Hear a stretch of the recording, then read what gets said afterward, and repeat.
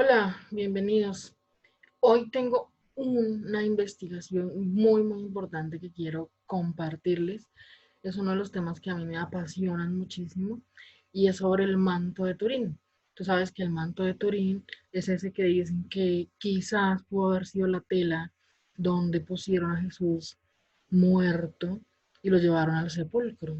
Resulta que ha habido muchas investigaciones científicas de médicos, de forenses, de biólogos, de químicos, muchísima gente ha investigado y hay cuestiones muy importantes en los descubrimientos o investigaciones más recientes que aportarían a la teoría de que Jesús no murió en la cruz, sino que tuvo una especie de experiencia mística y que no habría resucitado entonces, como decir volver de los muertos, sino de una manera mística, espiritual. Veamos, primero te voy a mostrar lo que, lo que un doctor forense ha dicho en el manto de Turín, si puede ser Jesús. Pero dice también que necesariamente tuvo que haber muerto porque presenta sangre post-mortem.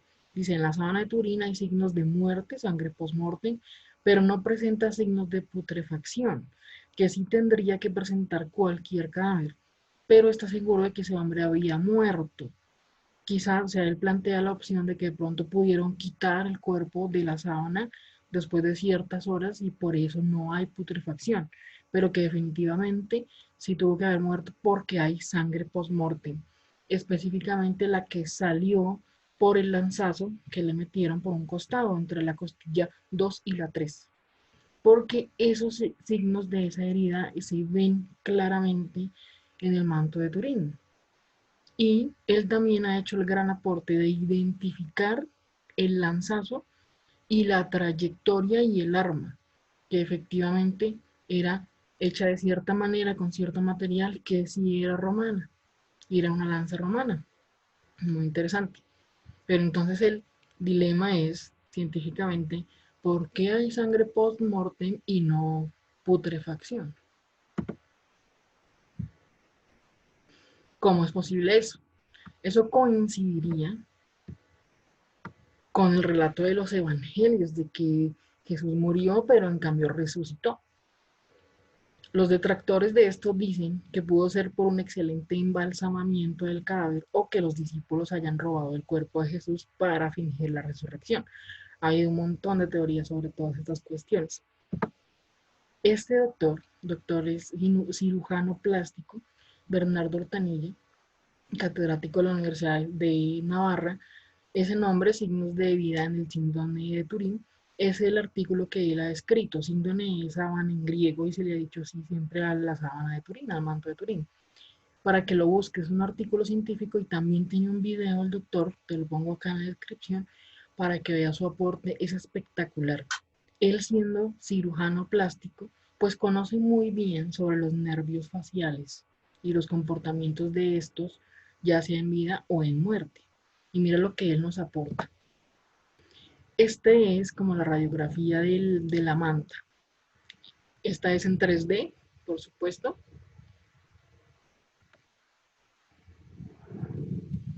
Esta sería en 3D, la recrearon. Y esta es la sábana original y esta es aplicando pues como un negativo o algo así. La impronta de esta figura quedó en la tela a razón del calor del cuerpo en sangre y sudor. El doctor Rotanilla plantea eso, que esta impronta que tú ves ahí, que parece como manchado o algo así, tuvo que ser necesariamente porque ese cuerpo estaba vivo, que si no fuera por el calor que lanza, que emana un cuerpo vivo, entonces no sería posible nunca que hubiera quedado esa impronta. Entonces, este es uno de los argumentos que él plantea, de que ese hombre no murió. Él está diciendo que esa sangre post-mortem no cuadra, pues no cuadra con la escena que ese señor tuvo que haber estado vivo, así no fuera Jesús, supongamos que era otro crucificado de la época, pero que esa persona no murió. y además por los signos faciales. Mira, y se ve aquí incluso en el original, sobre todo esto, mira estos signos faciales, como esa curvita que todos tenemos entre la boca y la nariz, que se ven claramente. Mira lo que nos va a decir el doctor Hortanilla. Él es cirujano plástico, acuérdate, entonces le está mostrando que esos rasgos se ven siempre, hasta los bebés tienen, los tenemos siempre. Y las personas con parálisis facial los pierden. Esta es una demostración de una persona que está viva, normal, por supuesto, con parálisis facial, este señor también.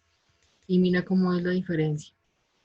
Se le cae totalmente, incluso hasta el punto de que se le arma una bolita aquí abajo, como que el cachete se cae por gravedad y se le arma aquí como una bolita, se puede ver, ¿cierto?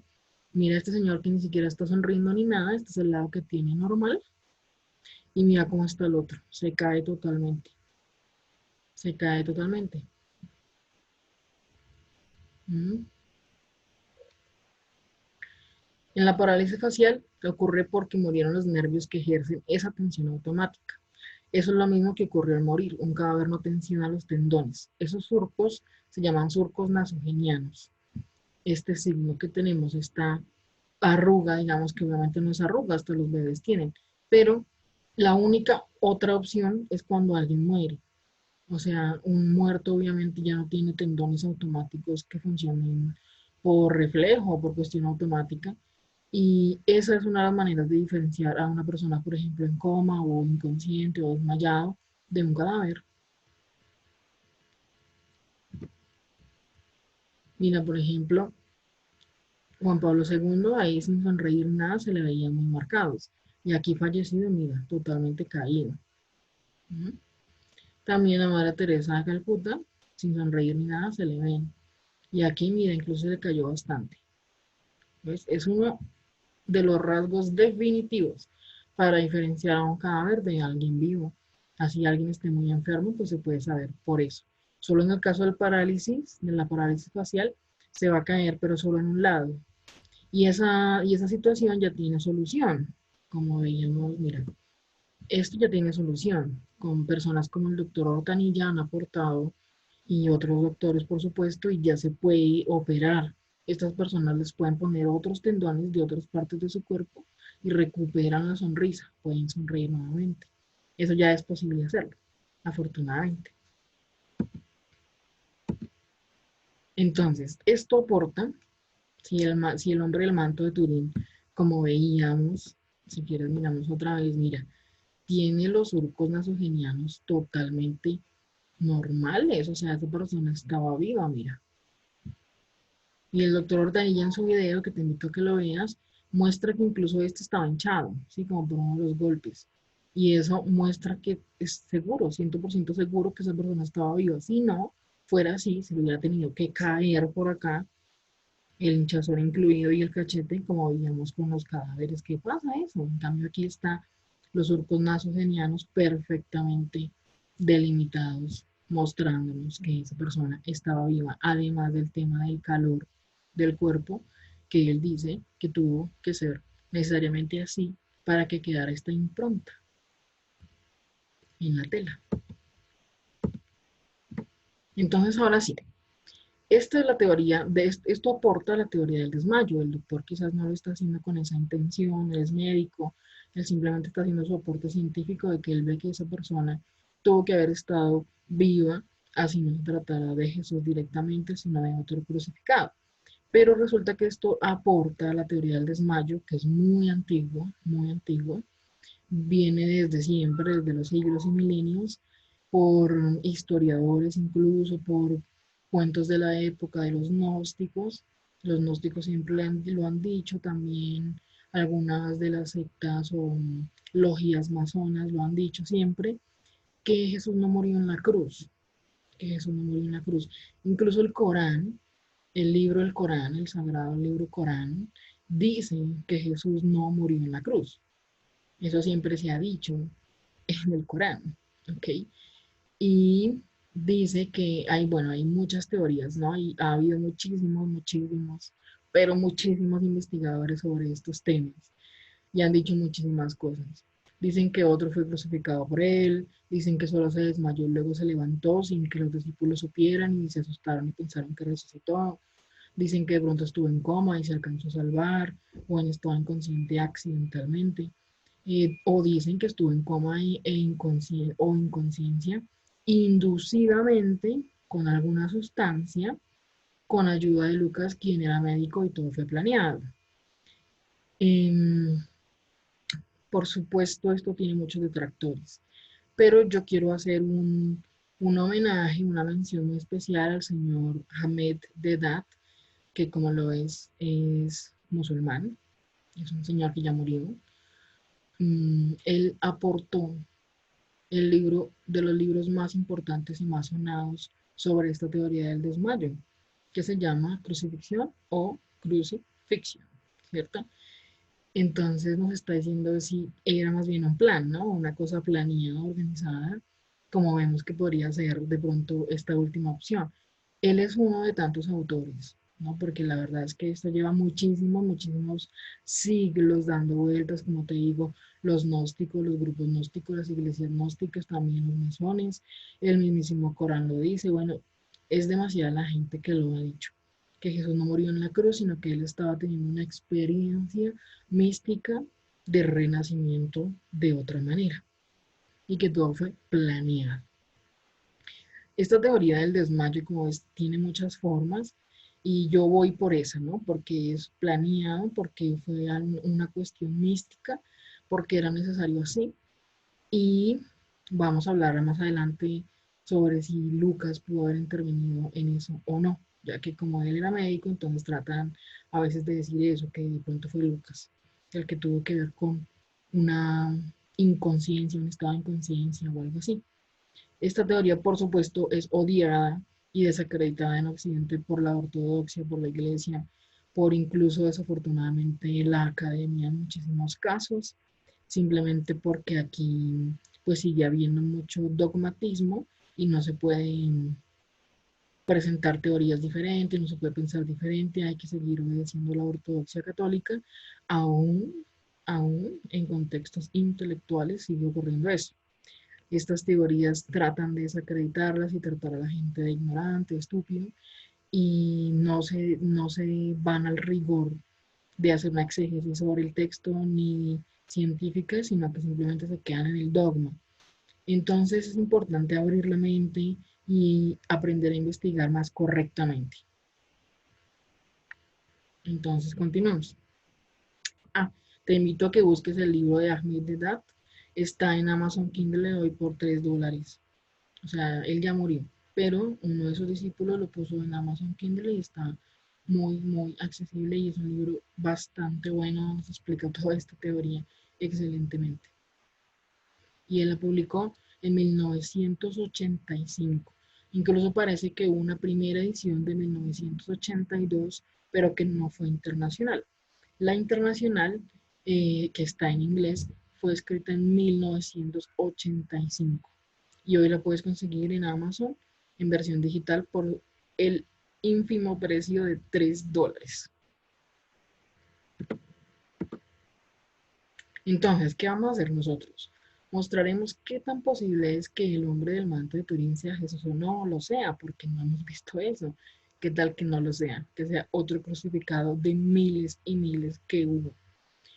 Veremos también la posible explicación de por qué en el manto de Turín hay signos de muerte y de vida a la vez, porque ese es un dilema que hay que resolver. Y analizaremos también en los evangelios en griego de Juan y de Lucas las coherencias e incoherencias con el manto y con la teoría del desmayo. Haremos una exégesis a ver qué tan probable es o posible sería que los evangelios nos estén diciendo eso y haya habido modificaciones posteriores. Y también veremos la posibilidad del lanzazo como parte de la estrategia de supervivencia y el centurión entonces como parte del plan y que fuera el mismo centurión de Cafarnaúm, el hombre de la mayor pistis. Esto tiene sentido si ves el video que yo hice sobre el hombre de la mayor pistis, el centurión, la palabra pistis, el encuentro con el centurión, tendría mucho sentido que si fue un plan, que si fue un plan, ¿cierto? Tendría muchísimo sentido que si fue un plan y se necesitaba así, que Jesús hubiera llamado especialmente a ese centurión, el de Cafarnaúm, y no a ningún otro. Ya lo veremos.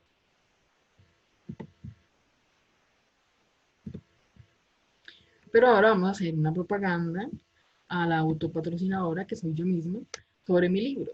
Yo estoy escribiendo este libro, no lo he terminado, Camino a la Iluminación. Y aviso que yo había dicho inicialmente que iba a estar para enero y eso no es posible, claramente ya no es enero, porque yo me equivoqué en las fechas y resulta que tenía mala información, fue mala mi comunicación con mi editora y yo pensé en ese momento, era diciembre, que lo tenía que sacar de urgencia en enero. Afortunadamente estaba equivocada porque estos temas tan complejos realmente me han exigido muchísimo, muchísimo, y no tenía que ser para enero, ni yo tendría que haber dicho eso. Entonces pido disculpas por haber dicho eso, porque no era posible y no estaría correcto que yo escribiera cualquier cosa con tal de acabar rápido, sino que realmente me ha exigido mucho más y han aparecido muchísimas más cuestiones, como esto mismo, por ejemplo, a lo que me referiré mínimamente en el libro, esta cuestión sobre el manto de Turín, quizás en alguna nota al pie o algo así, porque no es el tema principal, pero aporta, aporta. Y así las cosas entonces estuvo bastante bien que no fuera en enero, sino posteriormente. Y sí aviso que por supuesto estará en los siguientes meses. Y es un libro muy especial, es un libro que yo le dedico a Cristo, que le dedico a su camino y allí explicaré qué es la iniciación, porque no se ha entendido hasta el momento. La iniciación la analizaré en el caso de Cristo, en el caso de Buda y también de Milarepa, porque tienen relación.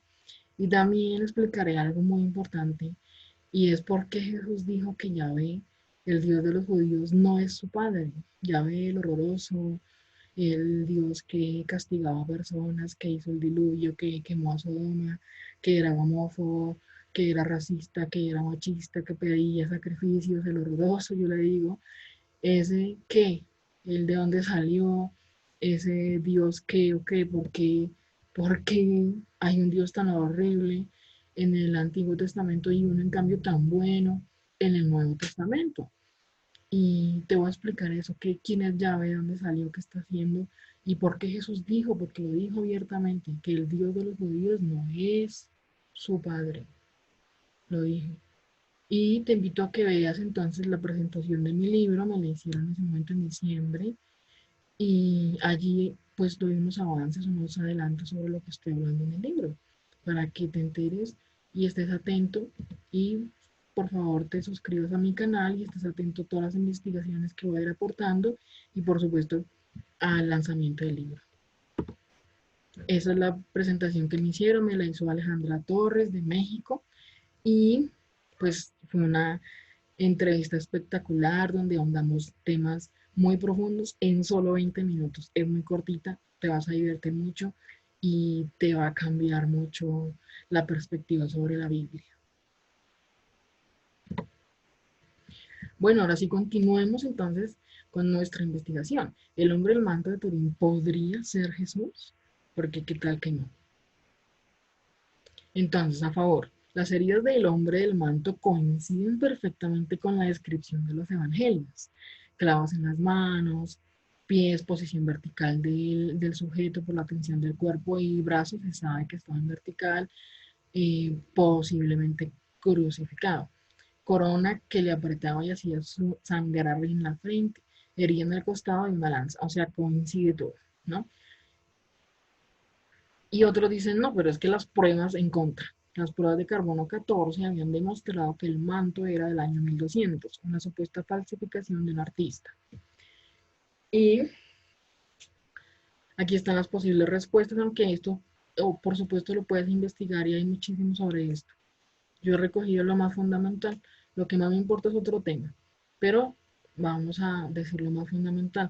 Se responde con respecto a las pruebas de carbono 14 que ya han quedado desestimadas científicamente en general, no solo con respecto al manto de Turín, porque resulta que no son tan exactas como se pensaba inicialmente, sobre todo en los casos en los que se hagan pruebas sobre un elemento tan contaminado como el manto, que tiene las manos puestas de miles y miles de personas de siglos y siglos encima.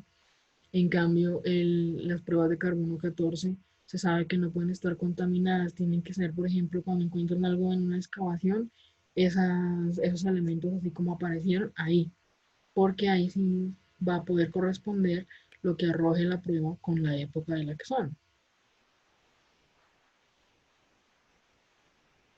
Dicen también en contra que hubo muchos crucificados, y sí, es cierto, y el emperador que era loco, Nerón, o el otro, bueno, había varios, que eran locos, bueno, ellos dicen la historia, dicen los historiadores antiguos, que crucificaban personas, pues, hombres, incluso 500 diariamente, para someter a los pueblos que tenían invadidos y que no hubiera rebeliones. 500 crucificados diariamente, según el César que estuviera en el momento. Entonces, hubo muchísimos crucificados y los que están en contra de que el manto de Turín sea Jesús, dicen, a ver, hubo muchos crucificados, como se puede suponer que es precisamente sea Jesús. Entonces, es cierto, pero a los demás crucificados no se les ponía corona, que se sepa. Y en cambio sí se les partían las piernas para que murieran. O sea, los torturaban un tiempo y ya cuando se cansaban, les partían las piernas para que se asfixiaran más rápido y murieran. El hombre del manto tiene corona y piernas intactas, como dicen los evangelios exactamente. Y además fue cuidado por grupos considerándolo sagrado y muy valioso desde antes del siglo IX. ¿Por qué digo esto que antes del siglo IX? Porque hay representaciones del siglo X, IX, donde los cristianos ya estaban cuidando el manto. Y se sabe que es el mismo por cómo lo dibujaron igualito, por la figura del hombre. Entonces, esto es muy antiguo. El manto de otro crucificado, pues no se hubiera cuidado, no se hubiera cuidado tanto, ¿no? Entonces, aporta también ver que desde tiempos inmemoriales, desde tiempos muy antiguos, un grupo por lo menos lo consideró sagrado. ¿Por qué lo consideran sagrado? ¿Quién se los dio? Pues se entiende que una generación anterior a ellos y a ellos también una generación anterior y así, porque si no, pues no lo tendrían cuidado. La impronta en la tela solo se podría haber hecho con tecnologías de este siglo y no en la Edad Media. El doctor Ortanilla también ha aportado esto, que esa impronta que vimos que se hizo por el calor, para fingirla, para fingirla, se tendría que haber usado tecnología de hoy, no de el año 1200, que no era posible, mejor dicho, ¿ya? Y dicen también los detractores que no hay prueba histórica ni siquiera de la existencia de Jesús. Y bueno, aquí está esta respuesta que los hechos de Pilatos en el Evangelio de Nicodemo cita la condena de Jesús en el año 130 de este libro, el Evangelio de Nicodemo, es del año 130. ¿Qué es esto? El Evangelio de Nicodemo es uno de los evangelios apócrifos que la iglesia no acepta, pero tú ya sabes cómo es la iglesia, cuando sí les conviene, así se refieren a esos libros. Este libro, el Evangelio de Nicodemo, que es del año 130, dice que había un libro que se llamaba Los Hechos de Pilatos, donde Pilatos, como manera de acta formal, citó la condena de Jesús. Pero esto termina siendo hipotético, y esa es la respuesta hasta el momento que ha habido, que termina siendo algo hipotético porque el Evangelio de Nicodemo puede ser consecuencia de relatos de un siglo de distancia y no prueba nada. Y ciertamente tienen razón, no prueba nada. Pero así como vamos, lo que estamos analizando es que el manto de Turín tiene más posibilidades de ser original y probablemente comprobar y probar la existencia histórica de Jesús. Entonces, la pregunta principal, ¿cómo puede haber signos de muerte, sangre post-mortem y a la vez de vida los rasgos faciales y el calor en el manto, ¿no? Porque eso es un dilema científico, ¿cómo va a ser esto posible? Entonces analicemos, bueno, espero que no estuvieras comiendo cuando puse esta parte. Esta es la sangre post-mortem, este es un señor cadáver y se les acumula así la sangre. Livideces cadavéricas. Es una mancha violácea que se presenta porque se deposita la sangre en las partes declives dependiendo de la posición en la que se encuentra el cadáver. Se debe a la falta de circulación y por la acción que ejerce la gravedad sobre la sangre. Esta se dirige hacia las partes declives. Es decir, se va acumulando porque ya no hay circulación y entonces se va yendo como por cuestión de la gravedad, simplemente se va acomodando en las partes declives. Ok, entendimos eso. Pero resulta que hay otros tipos de situaciones en las que un humano en vida, puede tener esa misma situación de sangre que no está circulando y que se le está acumulando en las partes declives. Por ejemplo, el estado de coma. Esto es una úlcera que le sale a una persona en estado de coma si no lo voltean en las nalgas, en los glúteos. Mira, dice, hay que voltear a los pacientes. Cambiarle posición a un paciente en la cama cada 2 horas ayuda a mantener la sangre circulando. Esto le ayuda a la piel a mantenerse saludable y prevenir escaras de decúbito.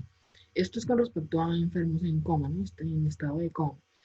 Y mira lo que dice, o sea, que hay que moverlo cada 2 horas para mantener la sangre circulando. O sea, a ellos no les circula la sangre y el corazón está latiendo, pero la sangre no circula lo suficiente porque el corazón está latiendo muy poquito.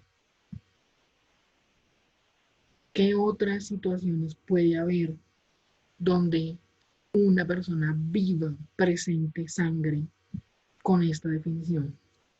Porque ese es el asunto. En el manto sagrado dice que hay sangre post-mortem, pero revisemos a qué se está refiriendo la definición como tal de sangre post-mortem. Y vemos que parece que hay más casos, no solo post-mortem.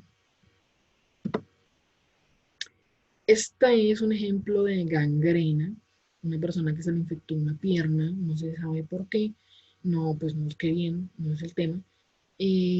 Pero bueno, tú ahí ves la gangrena, pues es un poco peor incluso porque no solo se acumuló la sangre por falta de circulación, sino que ya se lo empezó a podrir, ¿no? Pero consta que sí va a haber más casos. Y este es otro, congelamiento. Mira, a esta persona se le congeló la mano, se la tuvieron que quitar para que sobreviviera, pero efectivamente sobrevivió. Esa mano, como tú la ves ahí, tiene sangre, por supuesto, que no está circulando porque está congelada. Y tú ves que adquirió un color similar al del señor cadáver. Entonces, ¿qué digo yo? Que hay un problema con la definición de la sangre cadavérica. No corresponde a sangre cadavérica o post-mortem. Vemos que hay varios casos, está por lo menos el caso de la gangrena, está el caso de los pacientes en coma y está el caso del congelamiento. También podemos decir que incluso hay un caso más y es el inverso, una persona que esté muerta y le siga circulando la sangre. ¿Cuándo sería esto posible? Tú me dirás que estoy loca. No, yo no estoy loca, que sepamos.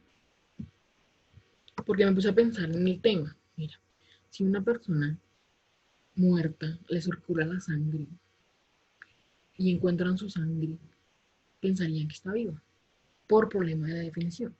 ¿Podría haber un caso así? Sí, un decapitado. Una persona decapitada, su corazón siguió latiendo, incluso después, se sabe que el corazón sigue funcionando después con una muerte repentina como esa, y sigue circulando la sangre. Quién sabe cuánto tiempo. Entonces imagínate que, no sé, decapitaron a alguien ahí en una plaza y llegó una señora ahí y con una sábana limpió un poquito esa sangre y se la llevó. Y esa sangre apareció, esa sábana, donde ya limpió nada más un poquito y no tiene ni el cadáver, ni la cabeza, ni nada, solo la sangre. Y esa sábana ella se la llevó por allá en una cueva, no sé, y apareció 2000 años después. Y llegan los de CCI y agarran esa sábana y solo encuentran la sangre que le borbotó al recién decapitado. Esa sangre diría, según la definición de la sangre post-mortem, que esa persona estaba viva, porque circulaba. ¿Mm? ¿Lo ves?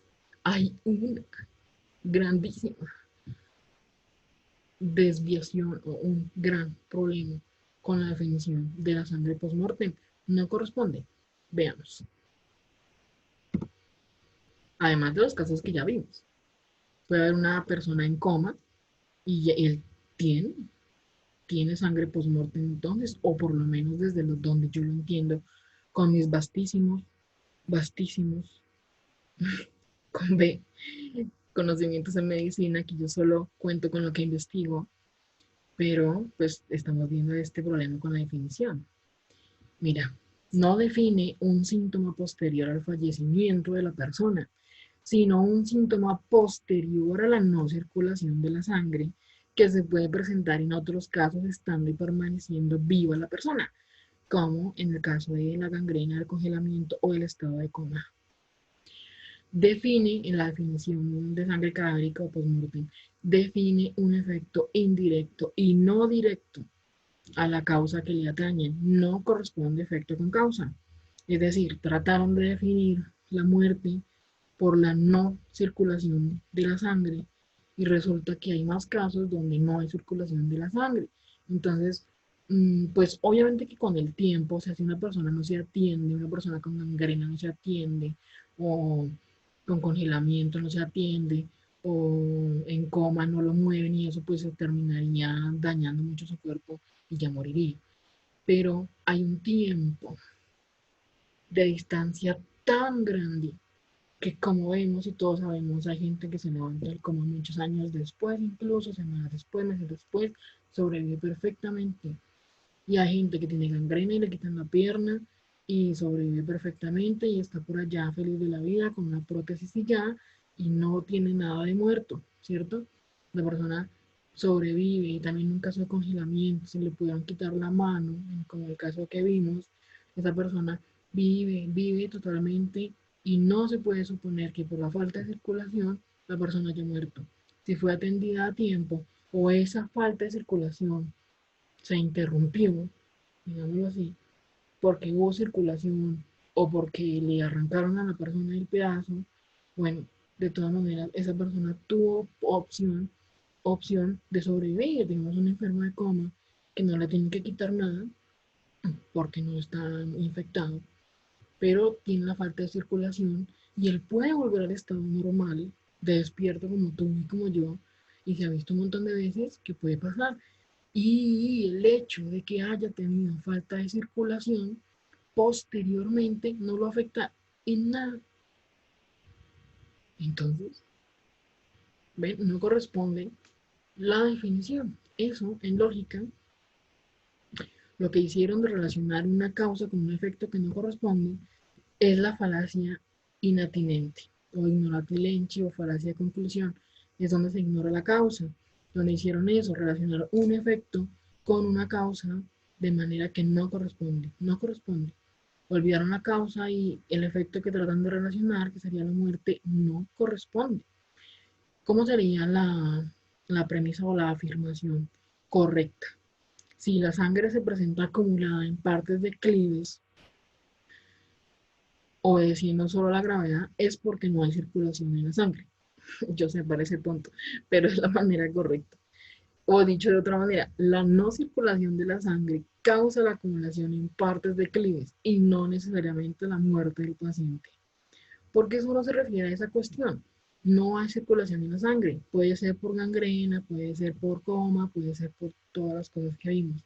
Ni siquiera se relaciona directamente con la capacidad del corazón de irrigar la sangre. Eso ya sería otra cuestión indirecta. Veámoslo. Pero por ahora, convengamos esto, la definición de sangre cadavérica o post-mortem no corresponde, cometieron esta falacia. No corresponde. Entonces, para que por favor les digan a los de Paquita, que ustedes saben que en este canal, a la organización que dirige supuestamente la salud, que empieza por O, termina en S y tiene una M en el medio, que aquí le decimos Paquita para poder mencionarla. Díganle por favor que además de, por favor, quitar todo el efecto nocebo que han hecho a través de los medios con la gripita de murciélago y que eso mata a más personas que la verdadera gripita de murciélago, que el efecto nocebo es peor que cualquier otra cosa. Por favor, díganle a la Paquita que también cambie de paso la definición de sangre post-mortem porque no corresponde. Bueno, imagínate cuántas escenas de crimen cambia esto. Yo soy filósofo y hago este aporte. La definición está mal. Continuemos.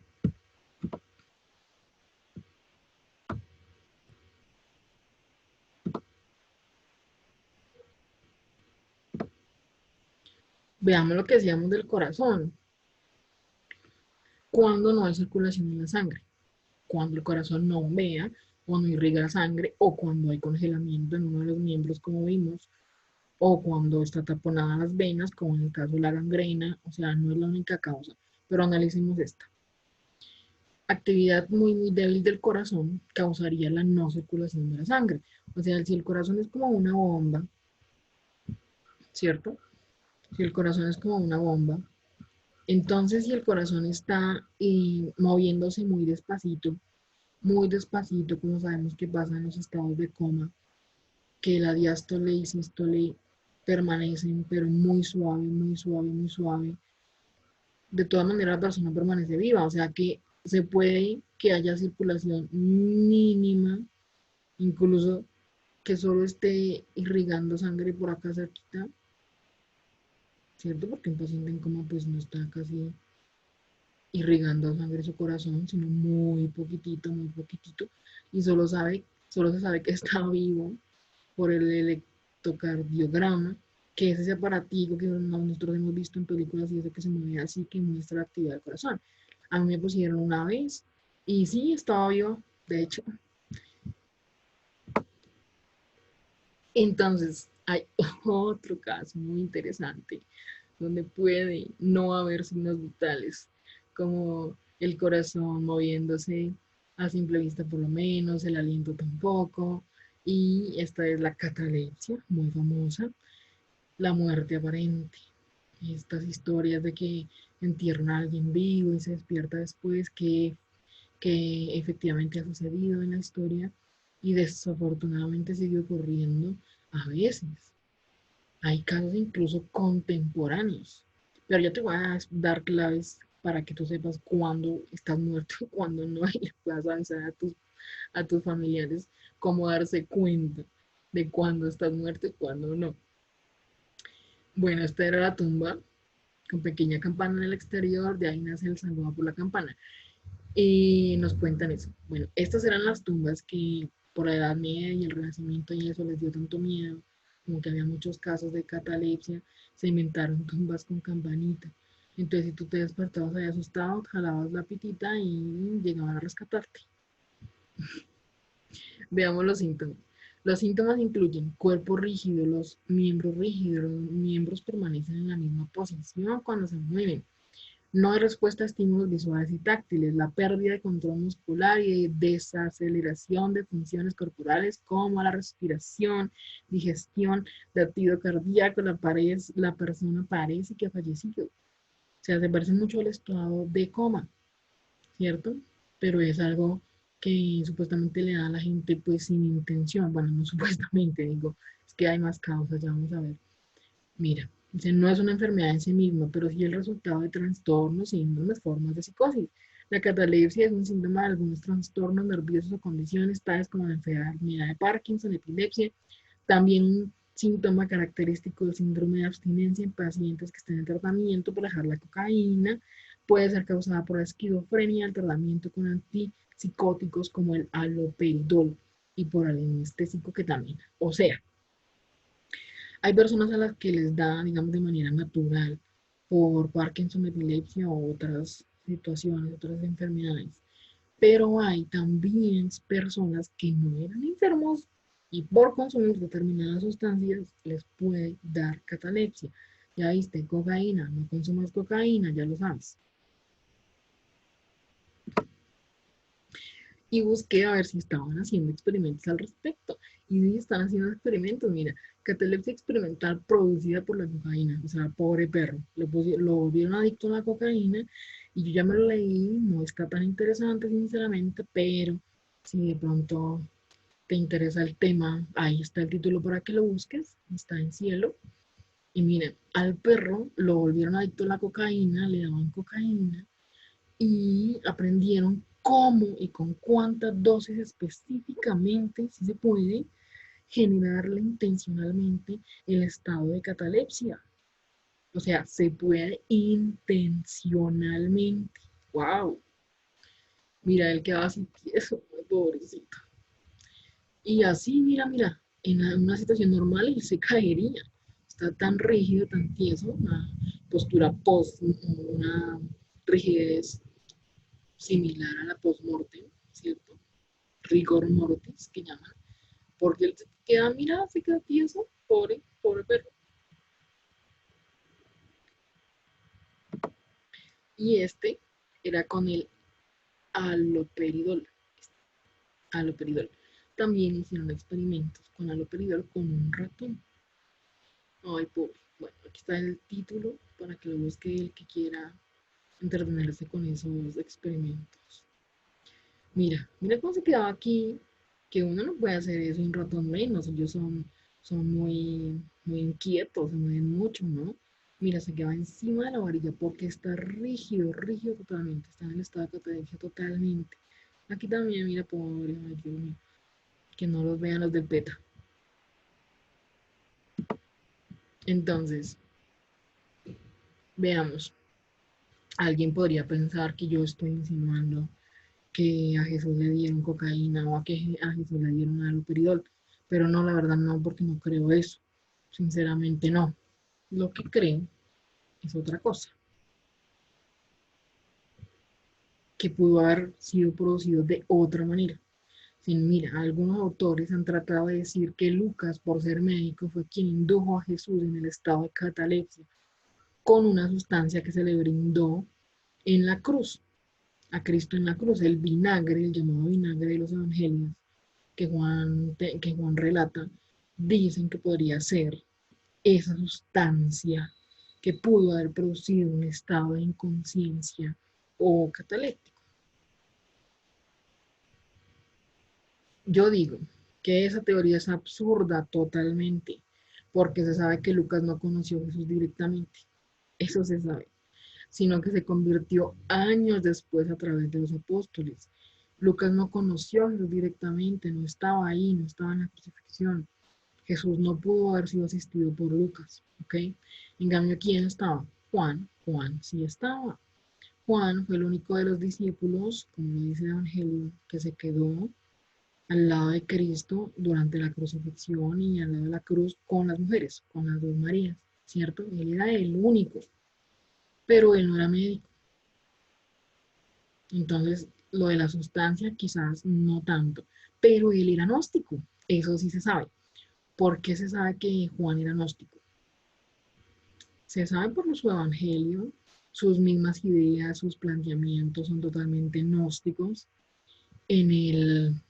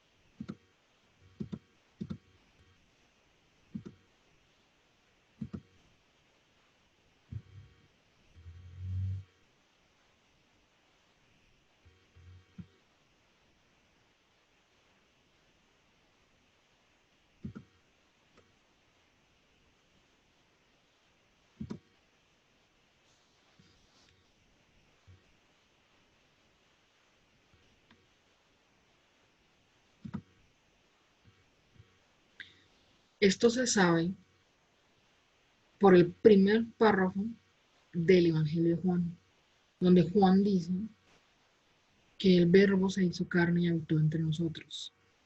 Ese verbo es la palabra logos en griego, y esa consideración de que el logos podía encarnar en lo terreno es una ideología o una postura neoplatónica. Se sabe que ellos tuvieron influencia neoplatónica. Recordemos que los griegos de los siglos cuarto y quinto antes de Cristo eran tan influyentes como lo es hoy Harvard o Silicon Valley.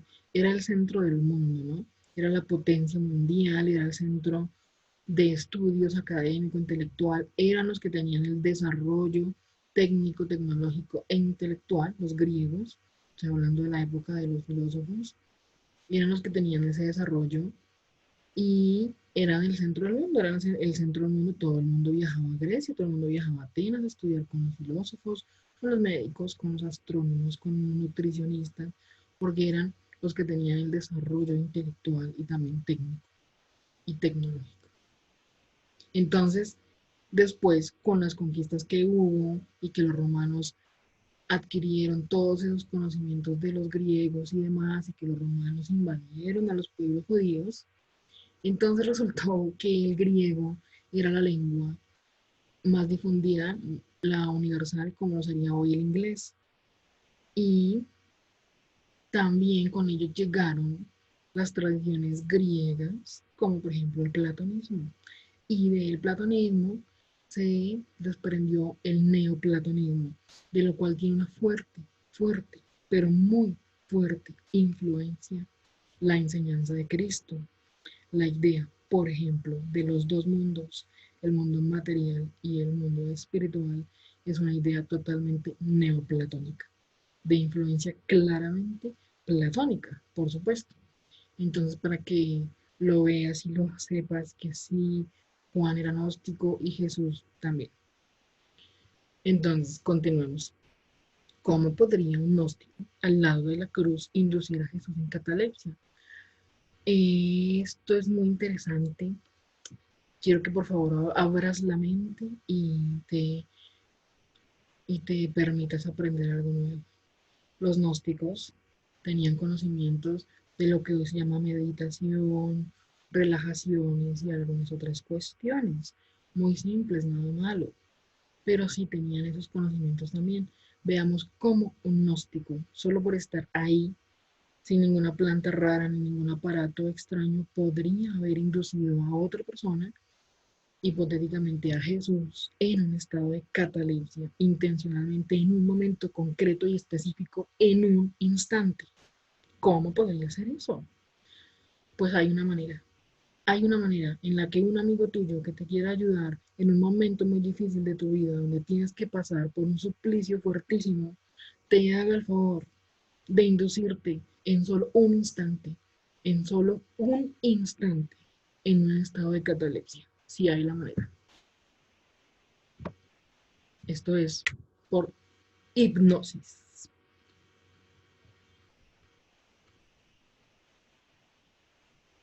En este estado, toca, sí, o sea, de por sí abdominales, ejercicio está poco duro. Sí, bien. ¿Pero qué sientes? O sea, nada, siento.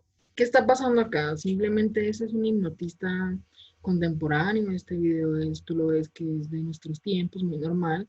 Estos saberes tienen miles de años y simplemente te voy a mostrar cómo es posible entrar en un estado de catalepsia inducidamente con ayuda de otra persona, o sea, el hipnotista, con un solo instante, en un solo instante. Mira, y cómo queda la persona, queda rígida, queda similar al estado de catalepsia de las enfermedades. Bueno. Es niño. 3 meses. Vamos a meterte en estado de sugestión como la vez pasada. Vamos a girarte. Cuando cuente 3, vas a caer de espaldas hacia mí y eres de fierro. Vas a ser completamente de fierro. 1, 2, 3. Fuerte. Eres de fierro. De una sola pieza. Tú ya no te doblas. Tú eres de fierro. Vamos, Arturo. Vamos. Eso es. Tú eres de fierro. Tú no te doblas. Estás hecha completamente de fierro. Un poquito para acá. Eso es. Bien. De hecho, no hay nada abajo, ¿eh? Mira, Nada. Arturo lo puede comprobar. No. Ahora, Arturo, tócale nuevamente aquí donde hacen las abdominales. A ver, venga, duro. ¿Qué piensas? Sí, ¿Qué hago? está completamente duro. Ya cambió. De hecho, Sí. de inmediato su estómago se contrajo. Así es, los músculos se contraen, ya no se puede mover, no puede abrir los ojos tampoco, pero sí puede escuchar sugestiones. Vamos a hacer algo que va a colocarnos en la situación de que está más fuerte que nunca, ¿sí? Zuli, solamente escuchas mi voz, solamente escuchas mi voz. Vas a levantar tu pierna izquierda. Levantas tu pierna izquierda y queda sostenida únicamente por una pierna. Arriba, arriba, arriba, y arriba. Eso es. Eso es. Ahora está con una sola pierna. Si alguien intentara esto realmente en su casa o con una silla, te doblas. Te vas al O sea, piso ¿la inmediatamente. puedo tocar? Sí, tócale, ve la tensión que tiene. Está rígida, ¿no? Baja tu pierna, baja tu pierna. Durísima, durísima. Está realmente tensa. Eso es tensa. Ah, y lo más increíble, si nosotros podemos dejar tenso esto, pero aflojar un poquito. Afloja, afloja, afloja, afloja, pero no se va, no se va, no se cae. Afloja, está más doblada. No se le va la espalda. Ténsate, ténsate. Fuerte, fuerte, eres de fierro. Tú eres de fierro, no te doblas, no te puedes doblar. Eres una mujer de fierro. Fuerte. ¿Eh?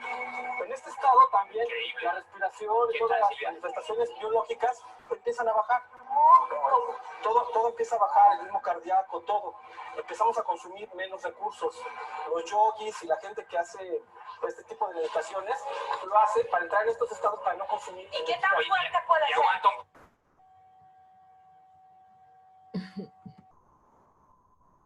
Ay.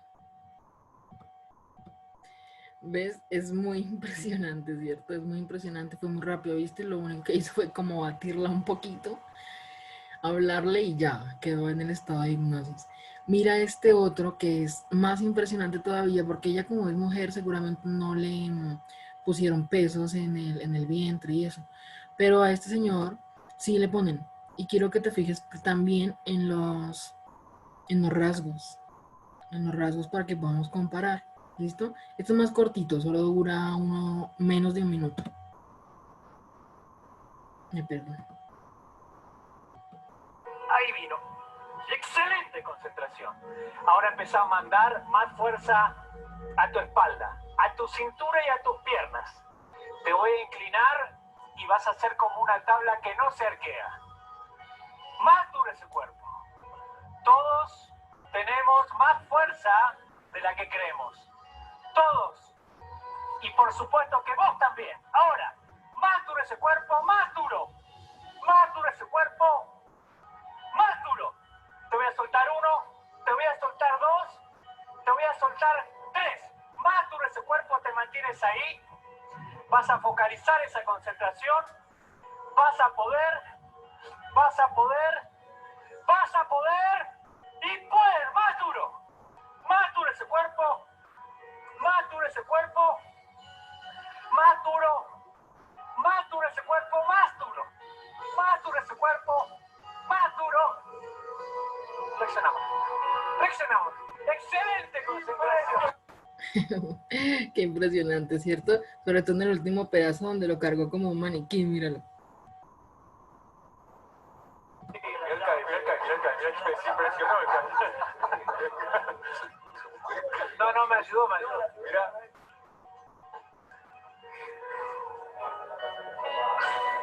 Mira. Y mira ahora, mira ahora. Mira. Mira ahora. Como un maniquí. Impresionante. Y ahora sí veamos, mira. Esto es lo que yo quiero que tú veas. El rasgo de los surcos nasogenianos está perfectamente pintado, lo tiene porque no está muerto. Mira, aunque tenga rigor mortis, o sea, no es rigor mortis, claro, porque él está vivo, pero es igual el rigor que tiene, míralo. Tiene una persona encima y solo está apoyado acá y debajo de los hombros. Como vimos con la chica también, que no tenía ningún apoyo en los glúteos, en la cadera, y de todas maneras se podía quedar así estirada como si fuera una varilla. Y mira, este puede sostener, obviamente por un instante, el peso de otra persona, y ellos después dicen que no sintieron nada, que no les dolió, que no les pasó nada. Entonces, esto coincidiría perfectamente el estado de catalepsia, que tú como viste, ellos tienen que permanecer con los ojos cerrados, así es como funciona. Siempre van a estar con los ojos cerrados y con los surcos nasogenianos perfectamente normales, indicando que están vivos.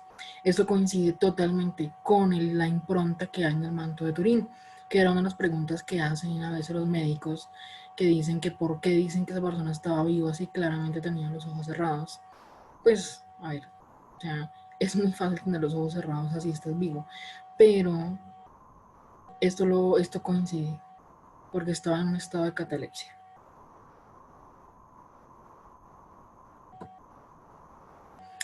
Juan era gnóstico y era el discípulo amado de Jesús. Eso se dice en la Biblia un montón de veces. Se sabe que era como el mejor amigo. Y el concepto de iniciación o iluminación para ellos lo compartían entre ellos dos, y además se refiere al concepto de resurrección. Por lo que ya te hablaba de la influencia neoplatónica, parece que ellos estaban hablando de la resurrección de otra manera. Y la iglesia, como para variar, cambió esos textos y cambió la manera de entender las palabras que ellos decían. La iniciación como una transformación, un nacimiento místico, y la resurrección sería eso concretamente. Hay una influencia neoplatónica en entender que el verbo encarnó entre nosotros, y no solo eso, sino también con respecto al concepto de psique. El concepto de psique que habla Jesús es muy similar al que hablaba Platón. Esto lo mostraré después, por supuesto, no pretendo que me creas hoy eso, porque no lo he argumentado, pero yo lo he visto que sí. La iniciación viene siendo, y esto se ve en los primeros evangelios, y ya te voy a mostrar a un filólogo que lo muestra y que lo confirma, que la iniciación se refería inicialmente en los textos originales a una transformación, a un nacimiento místico, y la resurrección sería entonces cuando quedó ya hecha completa, y la celebración, el festejo es de que esa persona es nueva, pero nada más. Esta es una conferencia muy importante, ocurre en una universidad, para que vean que esto no es de gente loca. Y a veces se introduce mínimamente en lo universitario, en lo académico, cuestiones gnósticas mínimamente por accidentes. Y esta es una. O sea, este señor Antonio Piñero, que no, este es el público, esta es una persona del público que va a hacer la pregunta. Antonio Piñero es quien da la conferencia, y él no apoya para nada la versión o la teoría del desmayo. Él es católico y él dice que Jesús murió y que resucitó, pero resulta que es filósofo, filólogo clásico, filólogo bíblico,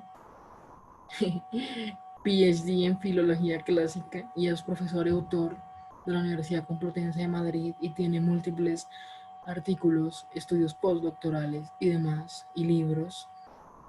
Es una persona con un trabajo de 50 o más años, y escucha muy bien, muy atentamente lo que en esta ocasión, por la pregunta de esa persona al público, se le sale a Antonio Piñero confirmar. Mira, esta persona al público le va a preguntar nuestra pregunta: si la iniciación, o más bien, si la resurrección se puede entender más bien como una iniciación. Escucha, es muy interesante.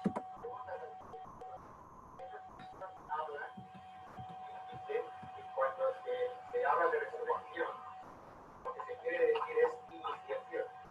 Es decir, no es volver a la vida, sino pasar de un estado de conciencia a otro. La pregunta que hago es, ¿puede ser cierto que en esa resurrección sea iniciación? Y es en cuanto a la sociedad. Vale, permítame que le responda. Es posible. En el Evangelio de Juan, sobre todo en usted dice es absolutamente posible, porque el que ha recibido al revelador ya ha sido iniciado y dice especialmente Juan que quien ha creído en él ya ha resucitado y ya ha pasado de la muerte a la vida. Luego, eso es así, pero eso no es doctrina paulina. Y en el mismo Evangelio de Juan, un redactor posterior, un editor posterior lo corrigió y le hace decir a Jesús, y yo os resucitaré en el último día. Es decir, que distingue claramente entre esa resurrección, plan, iniciación, transformación, etcétera, de esa resurrección a su día. Es decir, el Evangelio de Juan está retocado en plan ortodoxo posterior. Pero es posible. Y los primeros cristianos así lo afirman. Segunda. Eres Antonio Piñero, para que veas qué interesante que se confirma que sí, que la iglesia cambió la Biblia y el Evangelio de Juan es el más importante de todos porque ya lo ves, él era gnóstico junto a Jesús y él sí entendía todo lo que estaba diciendo Jesús.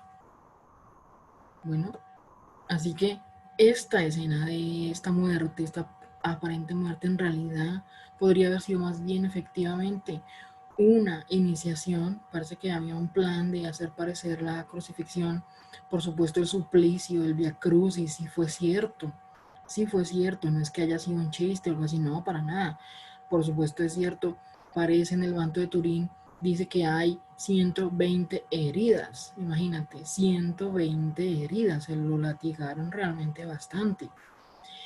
Entonces no es que el suplicio o el Vía Crucis haya sido una farsa, no, para nada, porque la peor parte parece que fue los latigazos y toda la tortura que le hicieron previamente.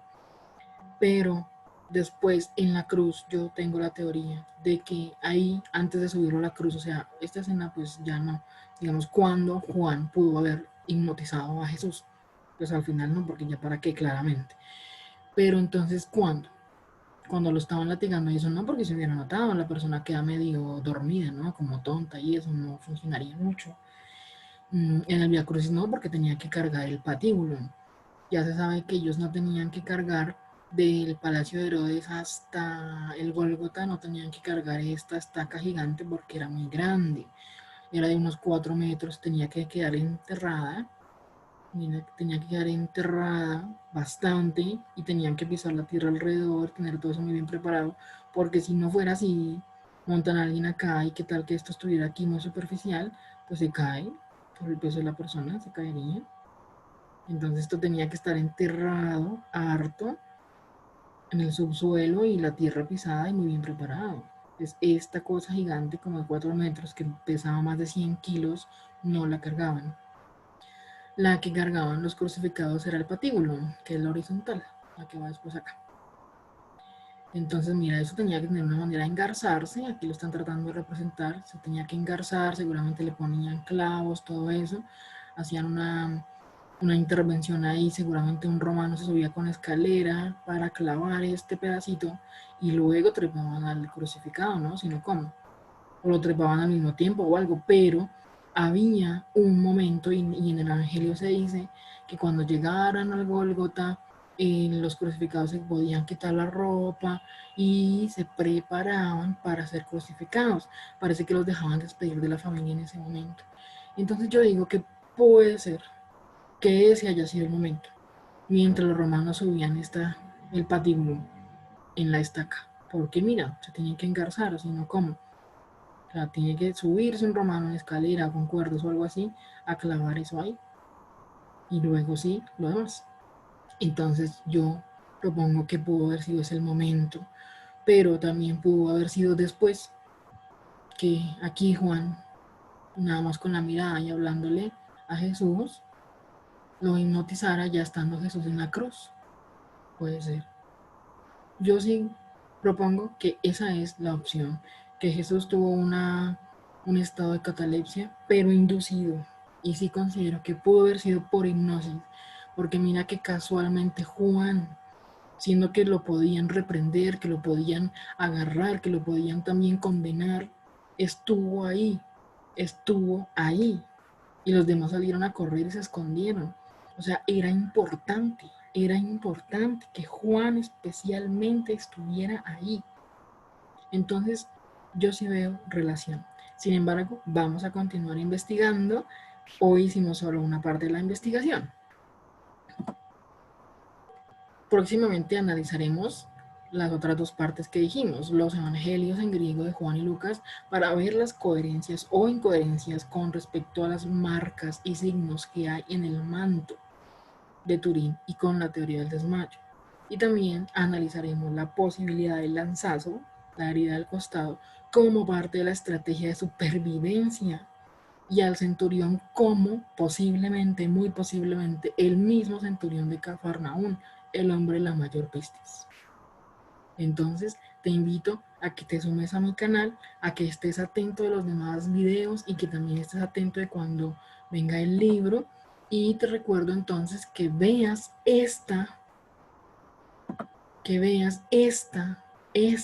presentación del libro que me hicieron y que te va a cambiar muchísimo la percepción sobre la Biblia y sobre lo que pensábamos sobre Dios.